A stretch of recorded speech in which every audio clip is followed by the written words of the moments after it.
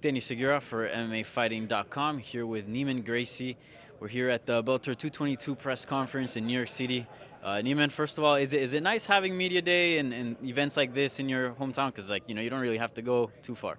Definitely, it's good because it's close. It's like a couple blocks from my gym. I just sparred this morning. I changed my clothes and I came here. But I'm not a guy for a media day. I don't really like press conferences, But we gotta do what we gotta do, right? Yeah. I'm guessing sparring went well because your face, no scratches. Yeah, today was a good day. I'm feeling good, man. I'm feeling good, and I feel that I'm evolving everywhere in the sport. So it's good. From a training standpoint, obviously you're 9-0, you've already fought multiple times, but this is the first time you're in a tournament. Yeah. So how does training go knowing that you have you end one fight, but eventually you have one coming fairly soon? Like, do you keep the train rolling? Do you take a break? How is training regimen? I'm a guy that always train year round, so I never take time off. Usually I take like 1 or 2 weeks off after a fight, but I'm always training, so it's not much different from my regular days because since I'm always training and I'm always looking for a fight, it's normal for me, It would be different if the fights were in one night, like 2 fights in one night, but since they are not, it's okay. So it's business as usual for you. Yeah, exactly. Yeah, and it's good because it gives me a date to have my next fight. Usually when we finish a fight, we don't really know when we're fighting again.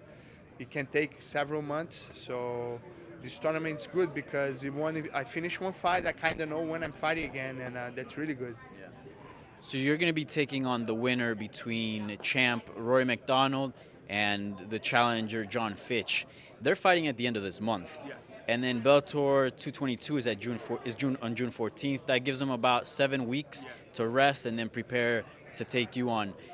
There's part of you a little nervous that, maybe if things don't go right, if the fight's a little bit rough and they're not medically clear, that you won't be able to fight on the card. Yes, a little bit. Of course, because I really wanna fight here in New York.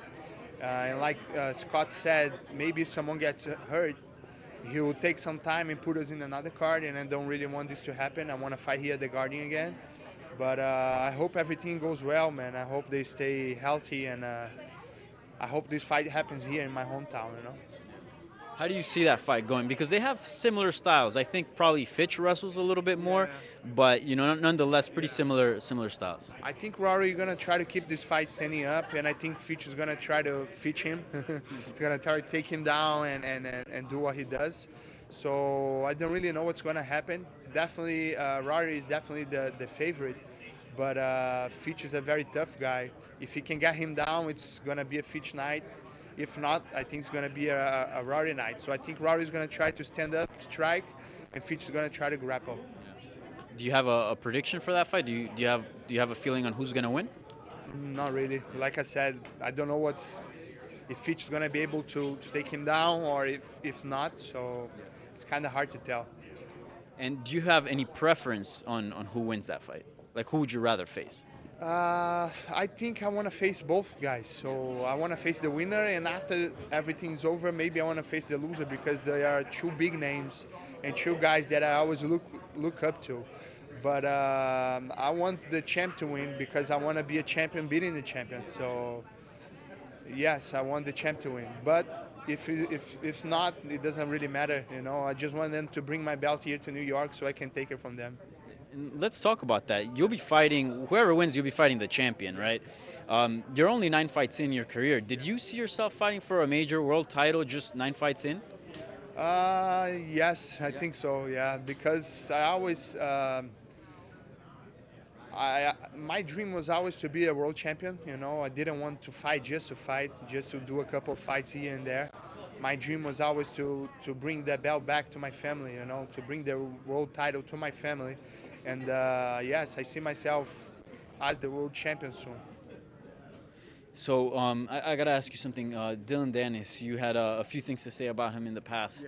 Yeah. He's there sitting, just across from you at the press conference. Have you guys talked at all? What's the vibe like between you two? No, we don't really talk, but I think that's in the past, I tried to get a fight with him.